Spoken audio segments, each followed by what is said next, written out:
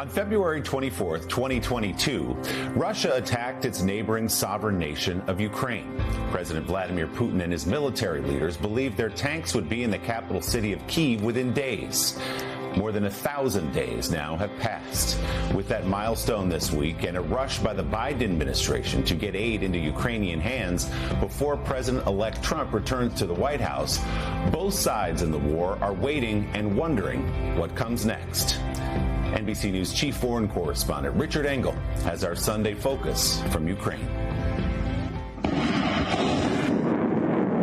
The war in Ukraine is escalating, with the Ukrainian military taking its fight deeper into Russia, and Russian President Vladimir Putin launching a new type of high-speed ballistic missile at Ukraine.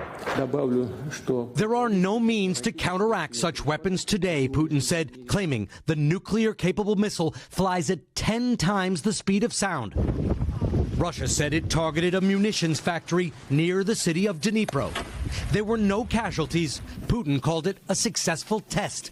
It is a warning from President Putin and a response to President Biden, who, in his administration's 11th hour, and after months of lobbying from Ukraine, authorized the Ukrainian military to fire American missiles deeper into Russia for the first time since Putin invaded 2.5 years ago. To date, the United States has sent more than $175 billion worth of aid to Ukraine, far outpacing any other nation. The war has been a key campaign issue for President-elect Donald Trump, who promised to end the conflict in a day. If I'm president, I will have that war settled in one day, 24 hours. Ukrainian President Volodymyr Zelensky this month admitted the war will likely end sooner under Trump. And that expectation is changing the battlefield.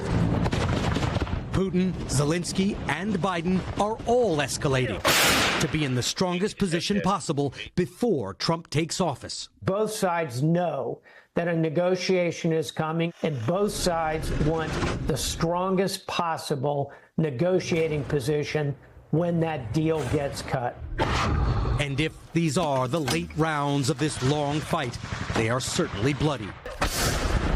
Ukrainian-American soldier Miro Popovich has been fighting on or near the front lines since the war began. We can't surrender. We can't surrender territories. We can't surrender our people because our existence is on the line once again. So if Ukraine is heading to an endgame, what might it look like? The end game very likely will be what you see is what you get, meaning the current battle lines will probably end up being the division.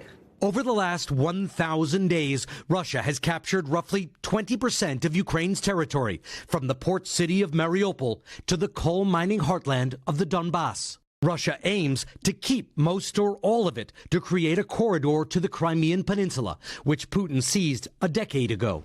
But Ukrainians don't believe that Putin has given up on his goal to take all of Ukraine and suspect he'll bide his time, rearm, and eventually invade again, regardless of any deal Trump may broker.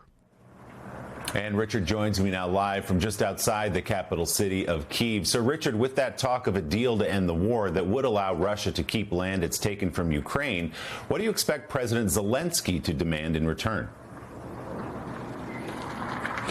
Well, what Ukraine wants are security guarantees. There is an impression in the United States and in parts of Europe, I think around the world really, that if President-elect Trump is able to broker a deal that if Ukraine gives up 20% of its territory, that Russia will be appeased, that Putin will stop.